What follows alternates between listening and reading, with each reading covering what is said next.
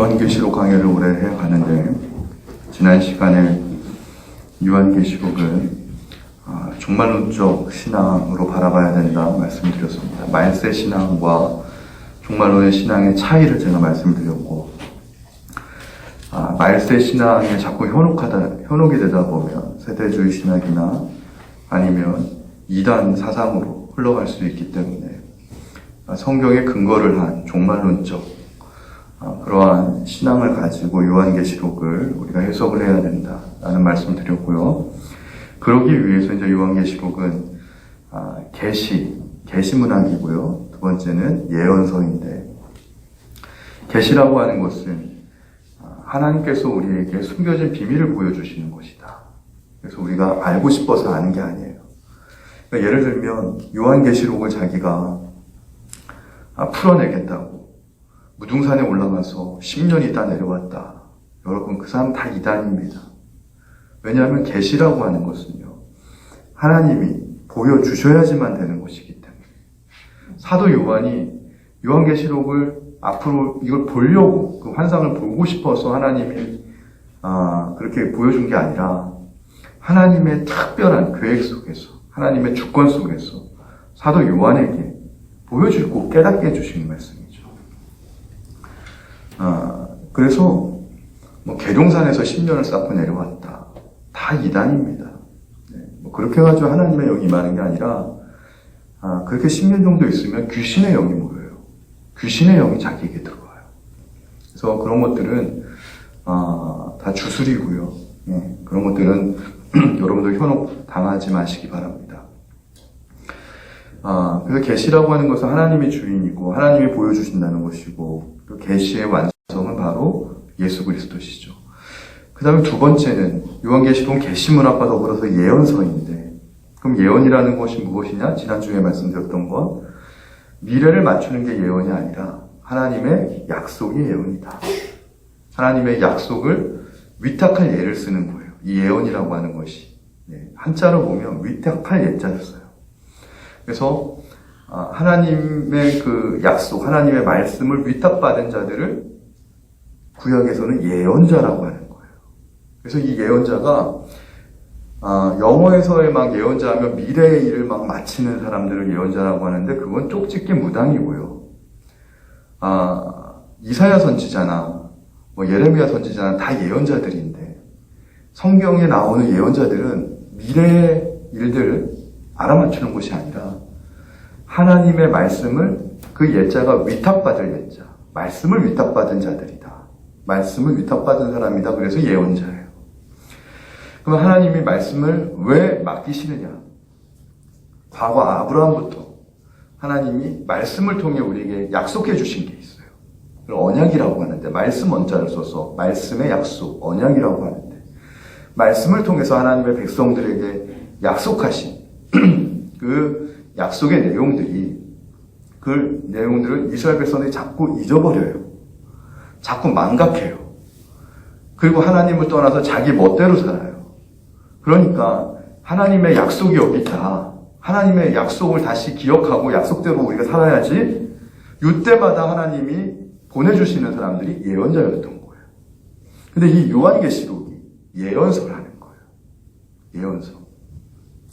자, 그렇다면 3절에 보면 이 예언의 말씀을 이라고 하는 말씀이 나오는데, 요한계시록을 우리가 자꾸 어렵게 생각하는 이유는, 요한계시록이 뭔가 미래에 일어날 일을, 미래의 역사를 점치는 신비한 책이 아닐까라고 생각을 하기 때문에 요한계시록을 자꾸 어렵게 생각하고, 요한계시록을 자기가 막 풀려고 하는 사람들, 그거 계시가 아니잖아요. 자기가 풀어내면.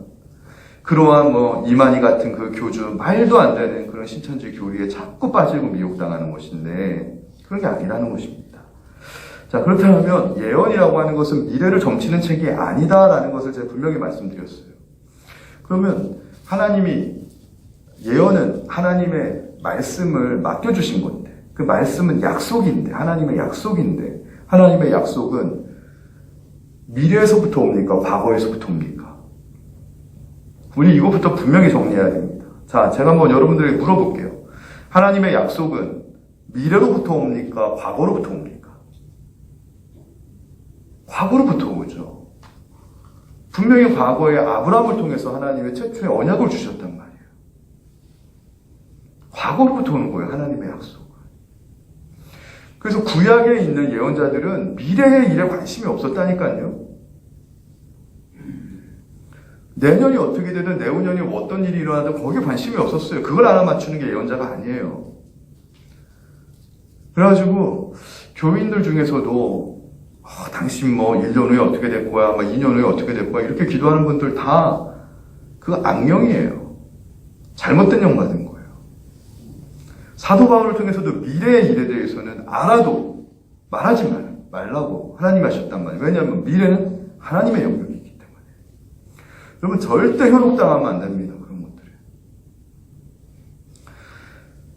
근데 과거에 중요한 것은 아브라함을 통해서 하나님이 약속의 말씀을 주셨는데, 자, 그럼 두 번째 질문이에요. 과거에 하나님이 아브라함에게 약속을 해주셨던 그 말씀이 아브라함 당대에만 유효합니까? 아니면 우리들에게도 여전히 유효합니까? 1번이에요? 2번이에요? 2번이죠. 아브라함에게 약속하셨던 그 약속이 아브라함이 죽으면 폐기 처분되는 게 아니죠. 왜냐하면 아브라함에게 주셨던 약속이 뭐예요? 약속이 너는 복의 근원이 될 것인데, 어떤 복의 근원이냐면 아브라함 너를 통해서 앞으로 믿음의 백성들이, 믿음의 후손들이 하늘의 무별처럼 바다의 모래알처럼 많아질 것이다. 앞으로 그렇게 될 것이다. 이 말은 뭐예요? 아브라함이 죽고 난 이후에도 여전히 우리들에게도 이 약속의 말씀이, 아브라함에게 주셨던 약속의 말씀이 유효하다. 할렐루야. 왜 그러냐면 하나님이 살아계시기 때문에. 하나님이 약속하신 말씀이 과거에만 유효했던 것이 아니다. 오늘도 우리에게 유효하다면 앞으로 태어날 우리의 자손들, 우리의 후손들에게도 그것이 여전히 유효할까요? 유효하지 않을까요? 유효하다는 거예요. 언제까지요? 예수님 다시 재림할 때까지. 할렐루야. 그렇기 때문에 하나님의 약속은 과거에 임했던 약속이지만 이 약속이 살아계신 하나님이기 때문에 이 약속도 살아있어서 과거의 말씀으로만 끝나는 것이 아니라 인간의 모든 것들은 시간이 지나가면 다 과거가 되고 역사의 뒤안길로 사라지지만 하나님의 약속은 인간의 말과 달라가지고, 인간의 약속과 달라가지고 살아계시는 하나님이기 때문에, 알파가 오메가이기 때문에 예수님이 다시 재림하시는 그날까지 여전히 유효하기 때문에 우리가 미래를요 굳이 알아맞힐 필요가 없는 게, 과거에 주셨던 하나님의 약속의 말씀만 우리가 제대로 연구하고 묵상하고 제대로 깨닫기만 하면 미래는요 그게 조망이 되는 거예요. 전망이 될 수 있는 거예요. 걱정할 필요가 없는 거예요. 그래서 미래에 대해서는. 이게 참 신기한 것이죠. 근데 그러면 이제 여기서 더 오늘 이제 정말 제가 함께 나누고 싶은 것, 이 하나님의 약속이 이제 이해가 돼요. 시간적으로는 과거에 주셨지만 하나님이 살아계시기 때문에 역사의 종말을 다 되실 분도 하나님이시기 때문에 역사의 종말까지 과거에 아브라함에게 주셨던 하나님의 약속이 계속 유효할 것이다 라는 것은 이제 이해가 됐어요. 그리고 하나님의 약속대로 역사는 결국 흘러갈 것이다 라는 것도 우리 믿기 때문에 과거에 주셨던 하나님의 약속을 알면 미래를 우리가 전망해 볼 수 있는 거예요. 쪽집게 무당 가지 않아도 미래는 반드시 하나님의 그 약속대로 흘러갈 것을 우리 믿기 때문에 그 믿음 안에서 다가올 미래를 우리가 예비하고 준비할 수가 있어요. 자, 근데 이 하나님의 약속이 그러면 도대체 어떠한 성질을 갖고 있느냐? 하나님의 이 말씀, 이 하나님의 약속이 도대체 어떤 것이냐라는 것을 우리 좀 제가 오늘 이 시간 특별히 나누려고 하는데요. 성경의 말씀은 사실은 다 하나님의 약속이에요. 이것을 현대적으로 표현하자면 합의를 하는 건데요. 옛날에는 문서가 없었기 때문에 구두, 즉 말로 약속을 했을 거예요. 근데 여러분, 말로 약속하는 게 오늘날에 이렇게 계약서 쓰는 것보다 사실은 더 철저한 의미를 담고 있었던 시대가 있었어요. 그 시대가 언제냐면 유대인들, 즉 히브리 시대였어요.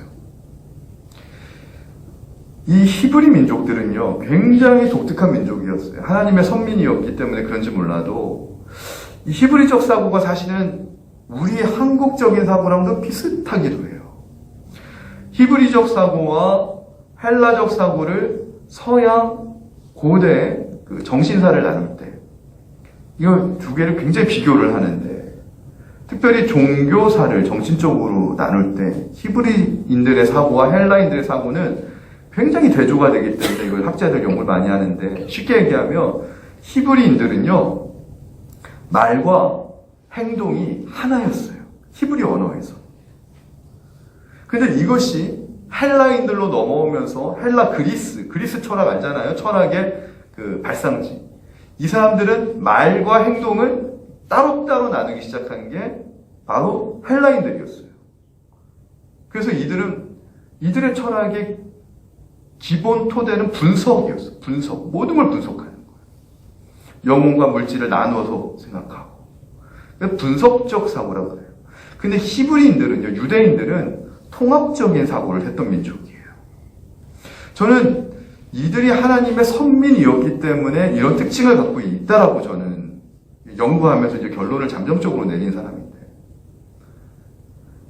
왜 그런 줄 아세요? 하나님의 특징이 말과 행동이 함께하는 게 하나님이시기 때문에 그래요. 그래서 하나님의 선민인 히브리인들은 특징이, 아마 히브리 교육학을 하는 사람들은 알 거예요. 말과 행동이 따로따로 헬라처럼 나눠지지 않아요. 함께 가요. 그러니까 구약 성경은 히브리어로 쓰여져 있는데요. 그 히브리어를 보면 구약에서는 말이고 사람이라는 걸 알 수 있어요. 그래서 구약에 보면 그 사람의 뜻, 기드온의 뜻, 야베스의 뜻, 그 사람의 뜻을 자꾸 중요하게 여기는 이유가 뭐냐면 말이고 사람이었기 때문에 그래요. 히브리 시대 때. 이것을 기본적인 베이스로 깔고 창세기를 보면은요, 창세기가 더 한층 이해가 돼요. 자, 창세기에 보면 하나님께서 첫째 날에 빛이 있으라 말씀하시니까 빛이 생겼다라는 말이 나와요. 헬라적인 사고로 보면은 말과 행동이 서로 나누어져 있는 거니까 이해가 안 돼요. 어떻게 빛이 있으라고 말했다고 그게 어떻게 행동으로 바로 이어지냐, 생기냐. 헬라 철학에 물든 사람들은 이게 이해가 안 돼요. 근데 히브리적 사고에 있었던 히브리인들은요, 이게 너무나도 이해가 되는 거예요. 왜냐하면 말이고 사람이었기 때문에, 말과 행동이 함께 있었기 때문에, 하나님이 빛이 있으라 말씀하시니까 빛이 있었지, 이거는요, 히브리인들한테는 너무나도 당연한 사고였고, 너무나도 쉬운 사고였어요. 그래서 하나님께서 구약을 보면 우리에게 말씀으로 약속을 하시는 거예요. 왜냐하면 말씀이 곧 하나님의 행위이기 때문에 그랬어요. 근데 이것을 우리는 서구 사상, 헬라 철학으로 이렇게 발전이 된 서구 사상에 우리도 모르게 익숙해져 있기 때문에 너무 힘든 거예요. 이게 어떻게 말과 행동이 같이 있지? 말과 행동은 따로인데? 그러니까 인간의 관점으로 보면 말씀이 논리적으로 맞지 않는 경우들이 있죠. 그 중에 한 예만 쉽게 말씀드리면, 창조 기사를 보면은 창세기 1장에서 하나님이 창조 셋째 날에 풀과 나무를 창조하시죠. 창세기 1장 11절에 보면 하나님이 이르시되 땅은 풀과 씨 맺는 채소와 각기 종류대로 씨 가진 열매 맺는 나무를 내라 하시니 그대로 되니라. 여기도 말씀하니까 그대로 돼요. 근데요, 너무 재밌는 거는, 여러분, 식물은요, 어떻게 해야 생명을 연장하죠? 광합성을 해야 되는 거 초등학교 때 다 배웠잖아요. 그죠? 식물과 나무는 광합성을 해야 되잖아요. 근데 셋째 날에 식물과 나무를 만들었는데 광합성을 하려면 여러분 뭐가 필요해요? 광명체가 필요하죠. 해가 필요하잖아요. 근데 14절에 보니까요. 넷째 날에 하나님이 이르시되 하늘의 궁창에 광명체들이 있어 낮과 밤을 나뉘게 하고 그것들로 징조와 계절과 날과 해를 이루게 하라. 아니 태양은 넷째 날에 만드셨다라는 거예요. 여러분 이게 논리적으로 이해가 안 되죠. 셋째 날에 식물을 하나님이 만드시고 넷째 날에 태양을 만드셨다는 거예요. 이런 순서도 여러분들 지금 처음 자각을 하고 계시는 분들도 굉장히 많을지도 몰라요. 아, 하나님이 알아서 다 지으셨겠지. 근데 맞지 않잖아요. 좀 성경 저자가 그럴듯하게 해야지 사기를 치려면. 셋째 날에 태양을 만들고, 넷째 날에 식물을 만들고, 그래야지 광합성이 되고, 이게 참 과학적으로 맞는다. 우리를 만약에 속이려고 성경이 만들었다면, 그럴듯하게 해야 됐을 거 아니에요. 과학적인 문맥이 안 맞잖아요.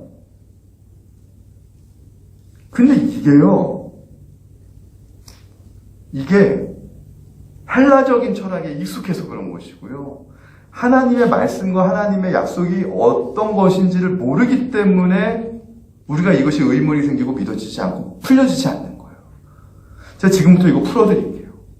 이러한 우리의 의문이 풀어지는 게 창세기 2장에 가면 풀려요. 성경적으로 풀어야지 이게 또 추론만 가지고 하면 안 되거든요.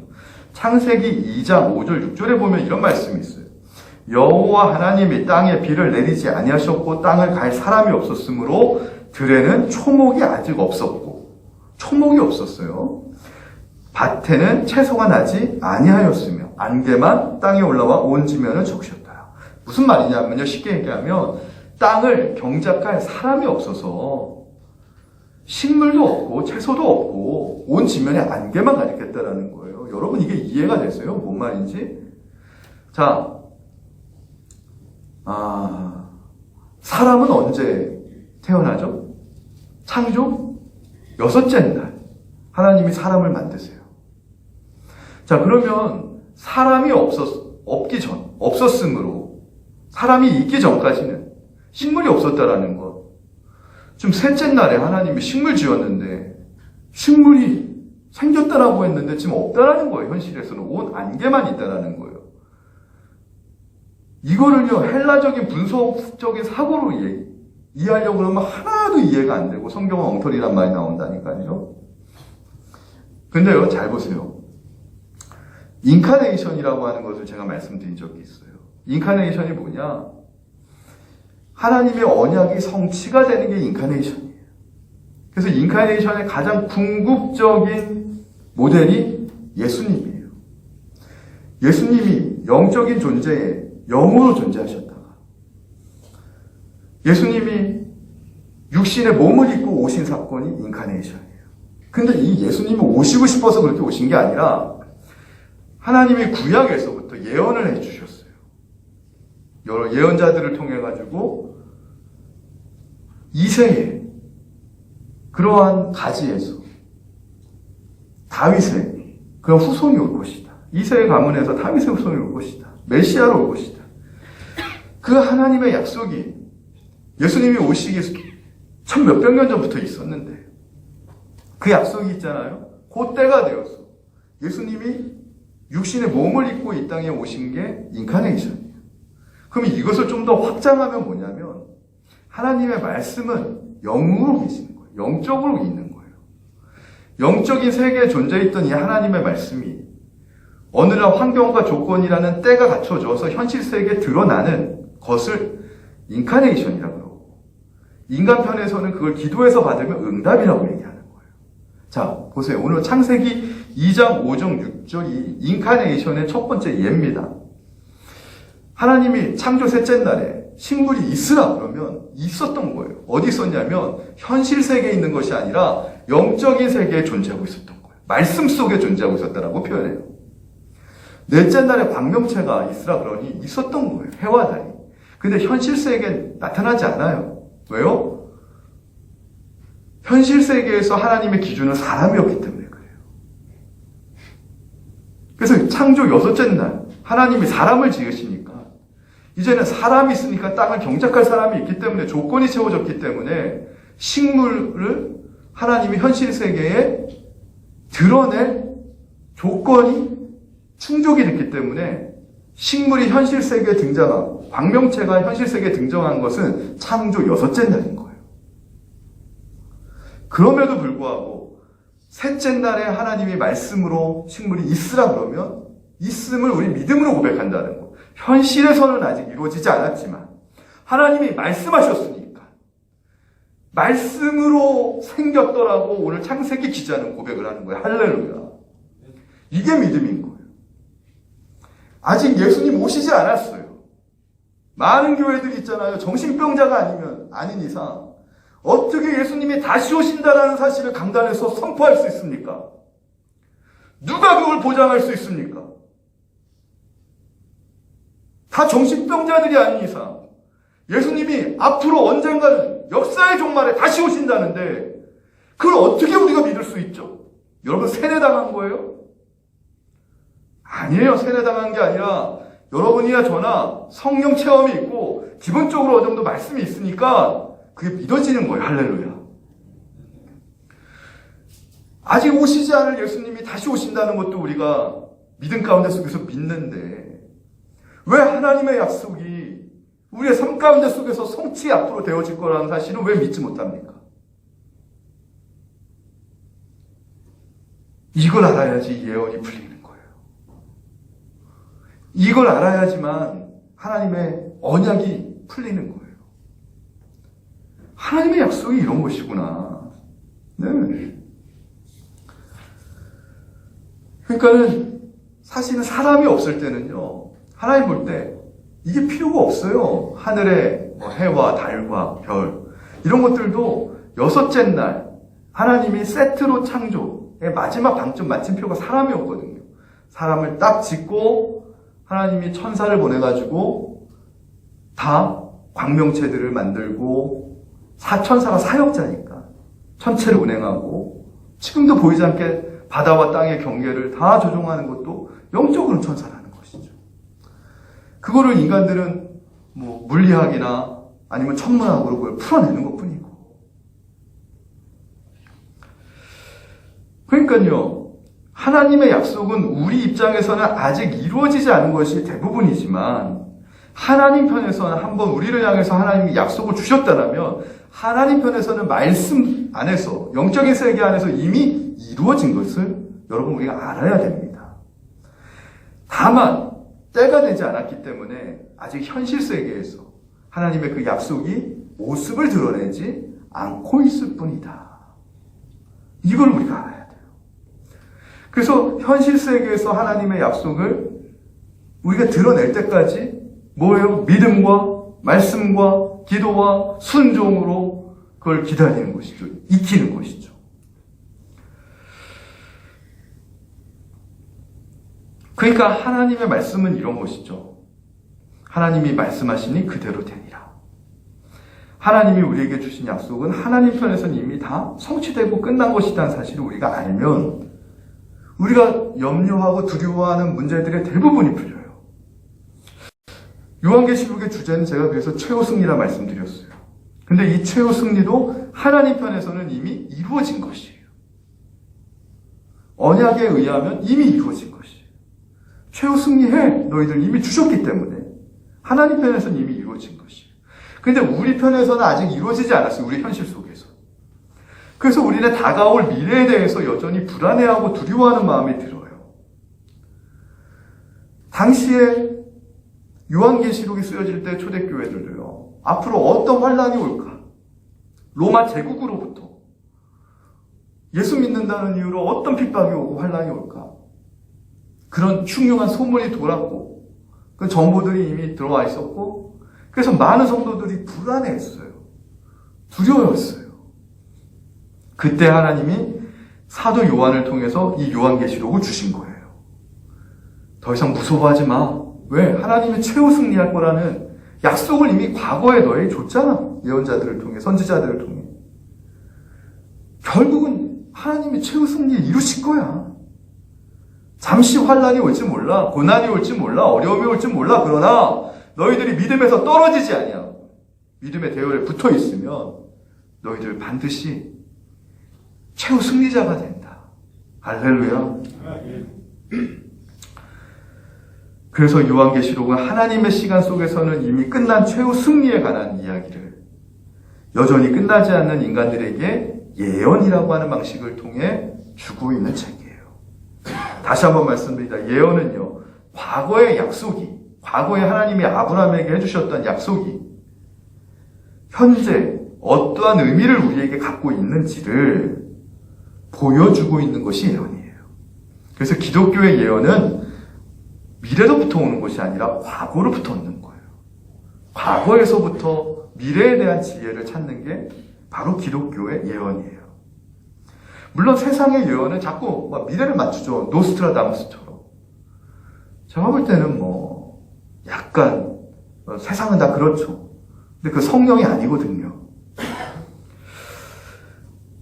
특별히 우리는 과거에 하나님이 이렇게 약속을 하셨기 때문에 오늘 우리가 그 약속을 가지고 살면 미래에 하나님의 그 약속이, 과거에 주셨던 하나님의 약속이 미래에 반드시 실제가 된다는 것을 믿는 게 믿음이에요.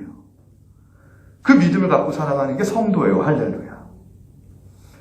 그 제가 목회하는 것들이 늘 이런 믿음 속에서 지금까지 목회를 해온 거예요. 왜냐하면 약속의 말씀은 항상 영적인 세계에 존재하고 있다가 하나님이 말씀하시면 바로 현실 세계에 나타나는 것이 아니라 창조 셋째 날, 넷째 날 창조도 하나님의 영적인 세계에 말풍선처럼 들어있다가 인간이라고 하는 조건이 구비되니까 창조 여섯째 날에 확 풀려버린 거예요. 그걸 돕는 자가 천사였고 사역자였고. 똑같아요. 저나 우리 교회를 향한 하나님의 약속은요, 지금도 영적인 세계에 분명히 존재해 있다가 우리나 하나님이 볼 때 어떤 조건이 충족되어지면 그 현실 세계에 하나님이 반드시 모습을 드러내게 하신다는 것이죠. 그것이 하나님 편에서는 약속의 성취고 인간 편에서는 기도의 응답입니다. 할렐루야. 그래서 성경의 예언자들은 미래에 관심이 많지 않아요. 저도 사실은 코로나가 앞으로 어떻게 될 것이다, 어떻게 될 것이다 별로 관심이 없어요. 왜냐하면 과거에 하나님이 주셨던 약속만 붙들면요, 미래를 하나님 인도에 가실 걸 믿기 때문에. 하나님이 과거에 우리에게 어떤 약속을 주셨지?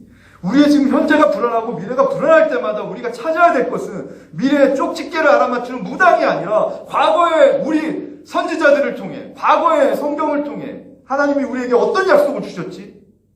그거를 찾아야 될 때라는 거예요. 미래가 불안할 때마다. 그래서 예언자들이 하는 일은 미래를 알아맞추는 게 아니라 하나님 과거에 우리에게 주셨던 약속들을 찾아내고 재발견하고 재해석해서 선포해주고 의미를 부여해주고 미래에 대해 격려해주는 게 예언자들이 했던 일이라는 거예요. 결론입니다. 그러므로 요한계시록은요, 철저하게 하나님이 과거에 어떤 약속을 하셨는지가 가장 중요한 책이에요. 그 증거가 뭔지 아세요? 요한계시록이에요. 이게 묵신문학 더하기 예언서거든요. 묵신문학에 다니엘서도 있잖아요. 요한계시록은요, 구약의 인용구가 굉장히 많이 등장해요. 518개나 등장해요. 518개의 구약의 인용구가 이 조그만 요한계시록 22장밖에 안 되는 이 책에 등장한다고. 이 말은 뭐냐면, 구약을 모르면 요한계시록을 이해할 수 없고, 요한계시록은 과거로부터 온 책이라는 거예요. 철저하게 구약으로부터 온 책이라는 거예요. 이걸 모르니까 자꾸 신천지 이만희가 자꾸 생명나무 하면서 얼토당토하게 요한계시록 푸는 거에 자꾸 현혹당하는 거예요. 이걸 모르니까 사람들은 맨날 앞으로 유럽이 어떻게 될 거다, 아시아가 어떻게 될 거다, 그러면은 미래가 종말이 어떻게 온다, 매일 이루어지지도 않는 미래의 어떤 사건들에 관심 갖고, 이건 바로 말세신앙, 잘못된 신앙이라고 얘기했잖아요. 말세신앙이 아니라 세상의 말세가 어떻게 되는지 우리가 알 필요도 없어요. 세상의 끝이. 중요한 것은 종말론적 신앙. 주님이 언제 오시든지, 오늘 오시든 내일 오시든 10년 후에 오시든 100년 후에 오시든 나는 언제 오시든지 주님 맞을 준비가 됐나, 예수 그리스도의 신부가 됐나, 말씀대로 살아가나, 이걸 점검하는 게 바로 종말론 신앙이다. 할렐루야. 분명한 사실은 요한계시록이 서기 100년경에 쓰여졌다면 그 시대 사람들에게는 그때가 종말이었다는 사실이고, 인류 역사를 보면 어떤 세상의 예언가는 서기 1000년대에 지구가 망한다고 예언을 했고요. 또 서기 2000년에도 말세가 올 것이라 예언했어요. 근데 벌써 21년이나 지났는데도 멀쩡해요. 그렇다면 뭐예요?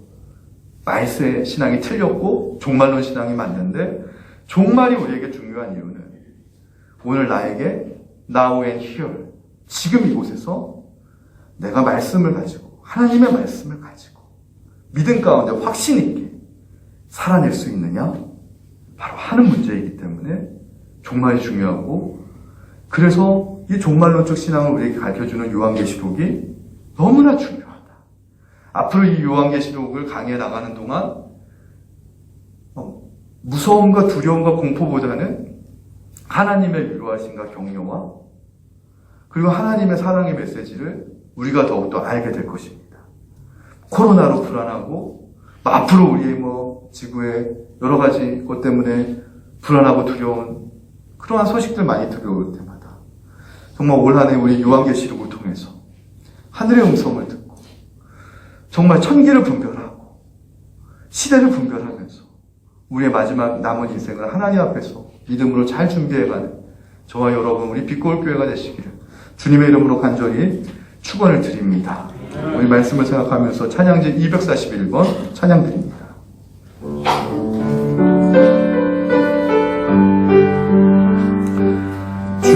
주보혈 날 정결케 하고 주보혈 날 자유케 하니 주 앞에 나 예배하는 시간 나의 모든 것을 주께 드리게 주의 손 날 위에 지키셨고 주의 발 날 위에 박히셨으니 이제는 내가 사는 것이 아니요 오직 주를 위해 사는 것이라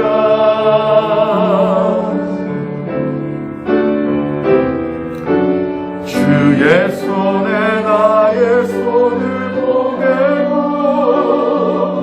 또 주의 발에 나의 발을 보게요 주와 함께 살리라 영원토록 주 위에 살리라 주의 손에 나의 손을 보게고 또 주의 발에 나의 발을 보게요 주와 함께 살고 또 주와 함께 살리라 영원토록 주 위에 살리라 주 위에 살리라 다시 한번 찬양합니다. 주보혈 주보혈 날 정결케 하고 주보혈 날 자유케 하니 날 자유케 하니 주 앞에 나 예배하느니 나의 모든 것을 주께 드리 주의 손 날 위에 지키셨고 주의 손 날 위에 지키셨고 주의 발 날 위에 박히셨으니 이제는 내가 사는 것이야 오직 주를 위해 사는 것이야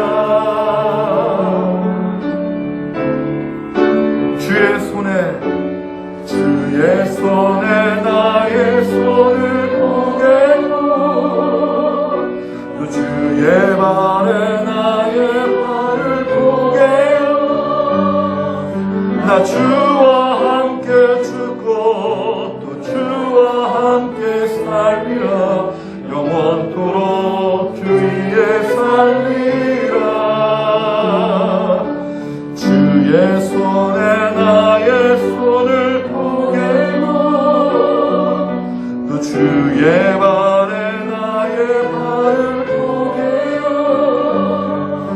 나 주와 함께 죽고 또 주와 함께 살리라. 영원토 주 위에 살리라. 주 위에 살리라. 이 시간 우리 기도하길 원합니다. 하나님, 또 어제는 키프로스 섬에서 델타와 오미크론의 잡종 변이인 또 여러 가지 또 잡종 변이가 바이러스가 또 생겼다고 합니다.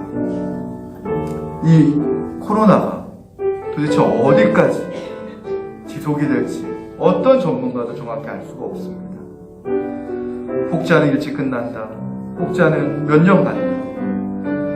그러나 우리가 지금 미래에 그 말세가 어떻게 되는가에 거기에만 현혹되어 있으면 우리의 영혼이 건강하지 못한다는 것을 하나님 아시기 때문에 과거에 내가 아브라함을 통해 이런 약속을 주지 아니하느냐. 내 사랑하는 나를 예수 그리스도를 너희들을 위해 십자가에 내어줌으로 이런 약속을 주지 않았냐.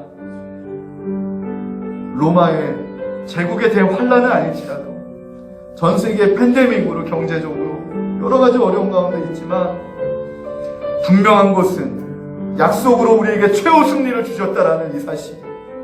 올 한해 우리를 살아가는 믿음의 양약이 되게 하시고 정말 하나님의 강장제가 되게 하시고 위로제가 되게 하시고 우리의 믿음의 지팡이가 되기를 소원합니다. 하나님, 올해 이 요한계시록을 통해서 우리가 말씀을 보는 눈이 활짝 열려지게 하시고 우리의 믿음이 하나님과 말씀으로 동행하는 인생 되게 하여 주시옵소서. 약속의 하나님을 붙잡고 약속의 하나님을 만나고 일어나는 한 해 되게 해달라고 우리가 주님의 이름 한 3번 외치고 우리 조용히 한 2, 3분 동안 기도하길 소원합니다. 주여 주여 주여. 아버지 하나님 네 감사합니다. 주께서 하나님 옆에 함께해 주시옵소서. 오늘의 불확실한 하나님 아버지를 사랑하시고 하나님의 언약과 하나님의 약속을 믿고 살아가게 도와주시옵소서. 아버지 우리의 미래는 불안합니다. 그러나 미래가 어떻게 될 것이에만 관심을 갖는 것이 아니라 과거에 하나님이 우리에게 주셨던 약속을 다시 한번 발견하고 하나님 아버지 그 약속 속에 살아계신 하나님이 그 하나님이 다가올 하나님 미래도 인도하실 것이라고 하는 그 믿음을 우리가 하나님 아버지 갖게 도와주시옵소서. 올 한해 우리 빛골 교회에 많은 은혜가 있길 원합니다. 우리 성도들의 삶 속에 하나님의 은혜가 있길 원합니다. 살아계신 하나님을 만나는 일들이 많이 일어나길 소원합니다. 하나님의 약속을 통하여서 우리의 믿음이 정말로 세워진 한 해가 되길 원합니다. 요한계시록의 말씀 위에서 정확하게 풀려진 한 해가 되게 하여 주시옵시고 이 하나님 아버지 이 예언의 책이 우리에게 위로가 되게 하시고 하나님의 약속이 되게 하시고 하나님과 동행하는 귀한 책이 되게 하시고 신앙의 회복의 책이 되게 도와주시옵소서. 아버지 은혜를 하나님 우리에게 부어주시옵소서.